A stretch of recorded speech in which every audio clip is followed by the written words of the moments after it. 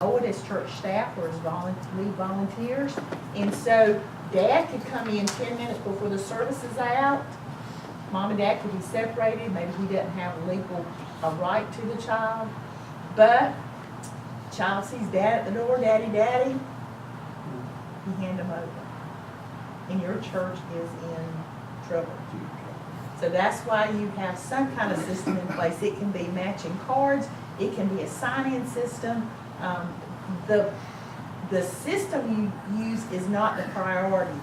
Using the system, having a system of some sort and using it every week is what is crucial. And this is just the thing, as a former children's minister, you would be amazed at how much, this is sort of a hot button.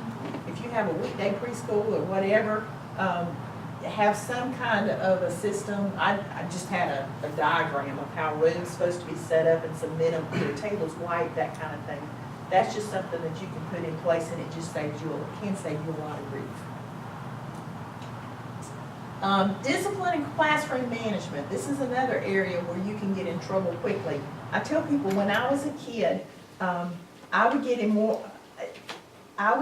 more trouble for talking back to my mom than I would for burning the house down. That was just a fact. And even today, if a child is sassy to me or back talks, the little hair on the back of my neck stands up. Because it's just, I just wasn't allowed to do that. And so there are times I recognize that and I have to take a step back. But as a volunteer, you can come in and you've had a bad morning and you had a fight with your wife or whatever, or maybe the patience isn't one of your spiritual gifts. And before you know it, you can be in trouble with a child. And so you need to have it stated clearly what are acceptable forms of discipline. You can redirect, which means you just point out if two kids are going at the same thing, you can redirect one to a different activity. Or you can use natural consequences. You spill your juice, what's the consequence? You clean it up. And if they were goofing around, you may not refill the glass. Sorry. Child has a block tower and another child comes and knocks it over. Natural consequence? Nope, that's not natural. What's the consequence that follows? You don't get to play with blocks. You have to tell them you're sorry. You may have to help them rebuild it. Timeout is your big gun. I mean, there's just not much else you got, but use it sparingly. Sometimes a child doesn't need timeout. Sometimes a child just needs a chance to chill. And so you don't have to call it timeout. You can call it the chill zone, whatever. That's a whole nother conference about things you can do in classroom management so that you are teaching, so that you are discipling even through discipline. What's the root of discipline? What's the root of the word discipline? Disciple, to teach. Madeline Swift is a person I heard speak years ago, and she said, when a child misbehaves, that's their invitation for you to enter the world and teach them a better way to live. And so, even through mishaps, we can teach if we are wise. Unacceptable forms of discipline: physical contact with the purpose of inflicting pain, yelling, shaking, or shaming. Remember, preschoolers particularly are literal learners. Can you see Jesus? Can you touch Jesus? We talk about Jesus, we show pictures of Jesus, but kids learn who Jesus is through the way you behave, through the way that you as adults treat them. And so you need to reflect Christ by extending respect and grace. And what if you have a child who has these recurring behaviors? You can go to your children's ministry leader and ask for help, or you can make a contact with the parent. But I want you to think about this. If you have a child who has a recurring misbehavior, chances are they do it at school, they do it in scouts, they do it in the backyard, they do it wherever. And every time this parent is around a leader, they're getting slammed. Why not consider making church a place of blessing for them? If it's something you can overlook, let it go. For one thing, if the child has had some kind of consequence, God's grace forgives and forgets, and we can extend grace, we can demonstrate what grace is through how we handle that. But if it's a recurring behavior where some child's gonna get hurt, and you're concerned about that, call, once you make contact with that parent, for one thing, I wouldn't do it on Sunday morning where other parents can see, because that's embarrassing to the parent. But I would call, we want your child, and I've done this, we want your child to have a great experience at church. But we are afraid that this is what's happening. Can you give us some clues about how they're handling that at school? We want to partner with you to make sure your child feels welcome at church and has a great experience at church. As opposed to, your child is bad again. He is a brat. You need to take him home and beat him, These parents hear this all the time. Let's make church a place of blessing. Background screening. How many of you screen your volunteers? Okay, now I'm going to go back. You remember there was a statistic I said I wanted you to remember. What was the statistic? Less than 10% of all abuse is reported. By strangers. Yeah. So if less than 10% of all abuse is reported, and then there has to go to court, it has to be a conviction for it to show up on a background check. I'm not saying don't do background checks, those are important. But I'm saying that your written policy, which has a strong rate of compliance, your background check is part of your policy, it's part of your security system. It is not your whole security system. Because if you do, you're really only going to catch a small amount of people who ever perpetrated abuse. And if that first time happens at church, it's not going to show up on that report either. So continue doing your background checks, but amplify effect by having a strong safety and security policy with a strong rate of compliance. So you want to create and use a church-approved application. You want to conduct the reference checks and personal interview. Often if the thing comes back and it's clear, we don't do the background checks, especially if it's somebody new to our church. Somebody needs to do that check. It can be something as simple as, so-and-so volunteered at your church. Can you tell us in what capacity? If that person came back to your church, would they be welcomed back into that position? So there are things you can do that are legal that you can get an answer. Sometimes the non-answer is the one that you need to listen for. You want to include the check of Sex Offenders Registry. And North Carolina has this online. There's an app for it. But if that person has lived outside the state for the last 7 to 10 years, you want to make sure that whoever's doing the background checks all those places where they've lived.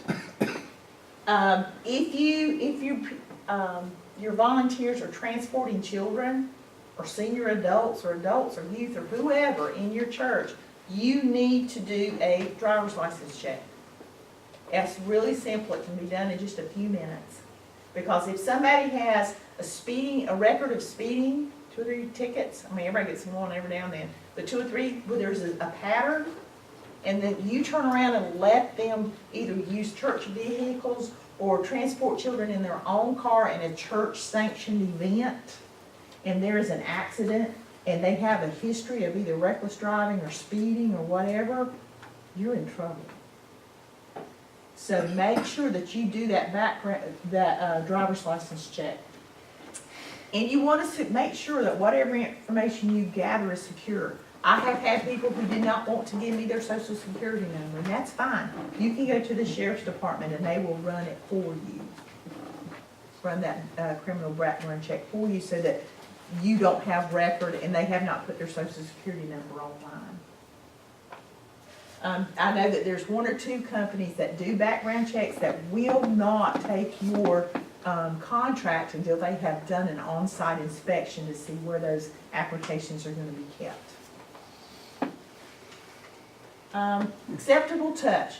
This can be a problem particularly with youth, but it can filter down to children and preschoolers. What is acceptable is a side hug, high fives, fist bumps. You can touch them on the shoulder. sit side by side. I would kiss kids on top of the head, but I always did it when there were other people around. I never kissed them on the cheek or anywhere else.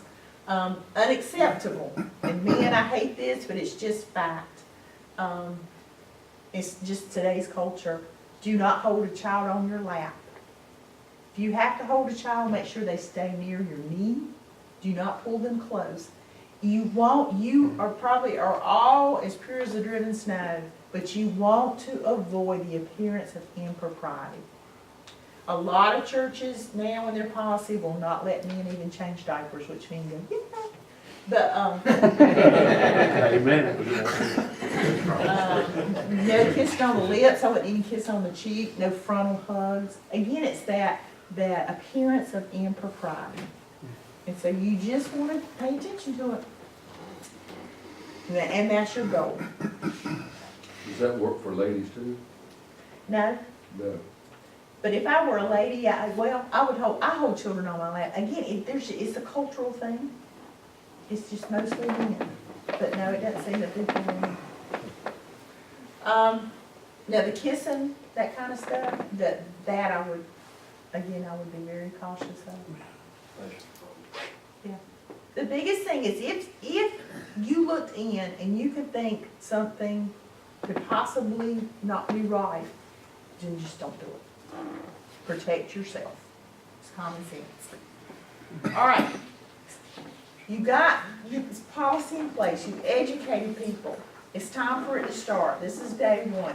What are some ways that you can ensure compliance? Now, one way is to provide area supervision during sessions. I walk the halls. I didn't necessarily go into the classrooms because when as a children's minister, if I walked in the classroom, for one thing, the teachers would freeze because I was like a principal. But I didn't want to disturb the kids either, their focus. But we made sure that we had clear sight lines into every classroom. Every classroom, you should have a window in the door. And that includes adult area. Because after church, children have been released to their parents. The parents are in charge of them. But often the kids are running all over the church. It's like most churches. Parents are standing there talking. They assume the church is this big safe bubble. But there, anywhere that somebody could get a child alone and nobody could see what was going on, that needs to be eliminated in your church. And once you put glass in the doors, this is a pet peeve of mine, do not put paper over the glass or you can't see in. You would be amazed. I would go through on Monday, ripping stuff off. And I understand that people don't want people looking in, but if that's the case, then you change your focal wall so that people aren't looking at the door. For one thing, the door shouldn't be at the front because everybody comes in late gets, hello. But make sure that you can see that there are clear sight lines in every classroom. Secure the entries into your classroom areas. Now, a lot of children's areas, if your church was built 20 years or more, they weren't built with this idea in mind. And so the idea is that you limit access to the children's area. If you're building a new space for your children's area, I would have it where everybody has to funnel into one door. Now, granted, you're going to have other doors, but and this is going to be a matter of retraining your congregation, I would make sure that nobody could access through a side door or back door into your children's area. Now, granted, if for fire code, you're going to have push bars or something so people can get out, but you don't want it where people can get in. So I know the church I came from, the preschool area was moved into a former youth area. There was like 8 or 10 ways to get into that children's area. It was impossible to close that off. But because of that, it made me more vigilant about making sure that I did random walkthroughs a couple times every morning. And if you see somebody you don't know, hi, my name is so-and-so. You wait for them to introduce themselves. Can I help you find where you need to be? Because somebody's new. Maybe they did get lost. But maybe they're down there and they just don't need to be. So you can just politely help them find the adult area in the building. Limit non-custodial traffic in the children's area. Use approved workers only. Maintain safe volunteer ratios. We're going to talk about that in just a minute. Budget for periodic training and rescreenings. I would go no more than 3 years between background checks. Some churches do 1, some do 2. I did sort of an informal survey. 3 seems to be the standard. Because, you want to think you know people, but at the same point, people have secret lives. And so it's just wise to keep that screening, those rescreenings up to date and do that training. And develop a system for dealing with non-compliance. That may be you have a pastor, a children's minister, or somebody, if you've got somebody who just will not obey the rules, where you have some kind of conversation with them, just like you would an employee. And if they just refuse to comply, then they may need to find another place to serve in the church. I would document everything I said or did with them, but that may come down to it. You hate it. I've never had to deal with it. Generally a reminder was enough to take care of it, because sometimes people just don't even realize they're not complying. These are the ratios. Infants 1 to 2, but again, if you only have 1 infant, you're still going to have